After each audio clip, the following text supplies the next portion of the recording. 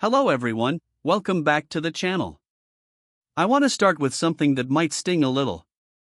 If you've ever followed a diet perfectly, tracked every calorie, hit your steps, cut the fat, joined the gym and it still didn't work, you were probably told the same thing everyone gets told.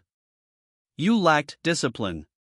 You didn't want it enough. I want to tell you why that's wrong. I'm Dr. Alex. I've spent a decade in emergency medicine, and I've watched the same pattern play out thousands of times. Someone comes in with chest pain, or uncontrolled blood sugar, or crushing fatigue, and when you ask about their lifestyle, they tell you they did everything right. They ate less. They moved more. They followed the guidelines to the letter. And it still fell apart. People didn't fail the advice. The advice failed the people. And today I want to walk you through exactly why, not as a conspiracy theory, but as biology. If this is useful to you, hit like and subscribe. It genuinely helps this channel reach more people who need to hear it. Let's get into it. The first broken piece of the map is calorie counting. Eat less, move more sounds like physics, energy in, energy out. But your body isn't a calculator. It's an adaptive organism. When you cut calories hard, your body doesn't just sit there losing weight steadily. It reads restriction as a threat. Leptin, the hormone that tells your brain you're full, drops. Ghrelin, the hunger hormone, rises. Your thyroid slows down to conserve energy. You become more efficient at storing fat and less efficient at burning it. Muscle, which is expensive to maintain, gets broken down first. This is why so many people lose weight, hit a wall, and then regain it faster than they lost it, often ending up heavier than when they started. That's not a willpower failure. That's leptin and ghrelin and cortisol doing exactly what millions of years of evolution designed them to do. Insulin decides whether energy gets stored as fat or burned as fuel. Cortisol pushes fat toward your abdomen. None of that is in the calorie count. Calories matter, but only inside a hormonal context nobody explained to you. The second broken piece is BMI. You've probably had a doctor calculate it and tell you what category you fall into. What most people don't know is that BMI was invented in the 1830s by a Belgian mathematician who wasn't a doctor and had zero interest in physiology. It was built to describe populations, not individuals. BMI can't tell the difference between muscle and fat. A rugby player at 10% body fat can score the same as someone with 35% body fat and real metabolic disease. Both get labeled obese. Meanwhile, someone with a normal BMI but heavy visceral fat around their organs, the genuinely dangerous kind, gets told they're fine. Waist-to-height ratio is a far better predictor. So is VO2 max, your body's capacity to use oxygen, which is one of the strongest predictors of lifespan we have. Neither of these get anywhere near the attention BMI does, because BMI is cheap, simple, and already built into every system. That doesn't make it accurate. It makes it convenient. The third piece is muscle. After 30, you lose 3 to 8% of your muscle mass per decade if you do nothing about it. Muscle isn't just for looking strong, it's your body's largest glucose sink. It regulates insulin sensitivity, it protects your bones and your balance as you age. Losing it quietly makes weight loss harder and falls more dangerous. And the advice was always walk more, when walking barely touches muscle at all. The fourth piece is willpower.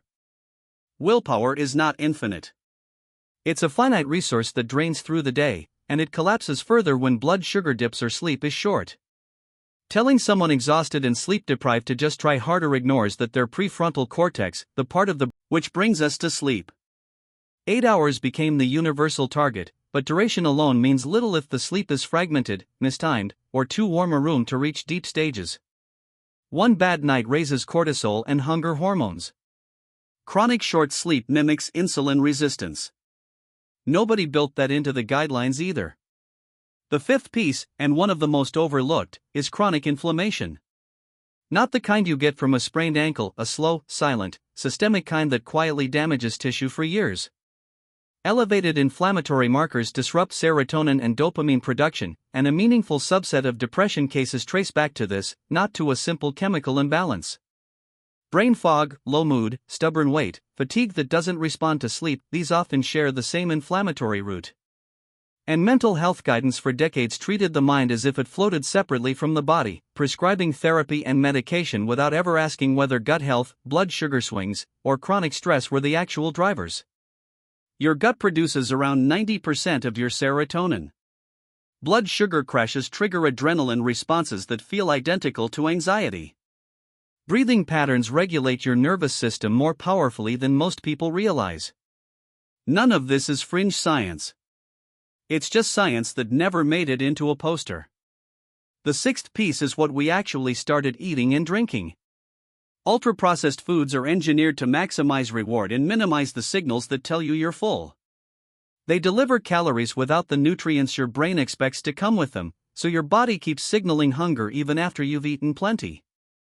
And somewhere along the way, we started drinking a huge share of our calories.